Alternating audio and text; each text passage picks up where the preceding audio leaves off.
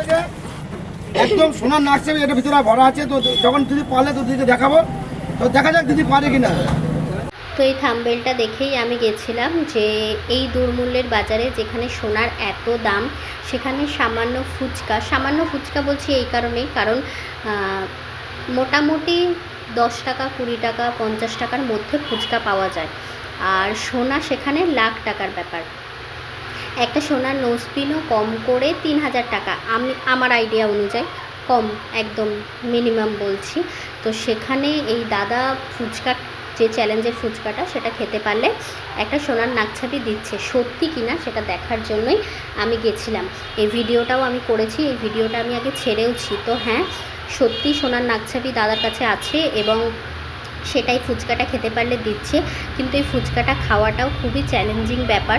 তার কারণ রয়েছে, এই ফুচকাটা সাইজে একটা লুচির মতো বড়, তার ভিতরে যথেষ্ট পরিমাণে আলু মাখার যে স্টাফিংটা সেটা রয়েছে, তার সাথে শশা কুচি, গাজর কুচির উনি যে স্যালাডটা দিচ্ছেন, সেই শশাগুলো কুচানো, যে শশাগুলো রয়েছে সেগুলো রয়েছে। তারপরে ঝুরি ভাজা থাকছে, এটার মধ্যে কোনো টক জল থাকছে না।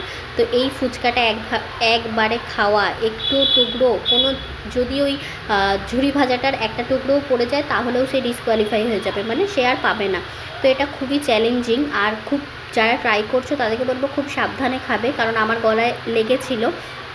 ঠিক আছে, তো এখানে সত্যি পাওয়া যাচ্ছে, এটা ঠিকই, কিন্তু তুমি যদি সেই চ্যালেঞ্জ করে সেটা খেতে পারো। আমি অনেক কমেন্টে দেখলাম যে ফেক বা কিছু, তো বলবো ফেক নয়, তোমরা যেতে পারো, গিয়ে ট্রাই করতে পারো, পেলে খেতে পারলে সত্যি সোনার নাকছাবি তোমরাও জিতে নিতে পারবে।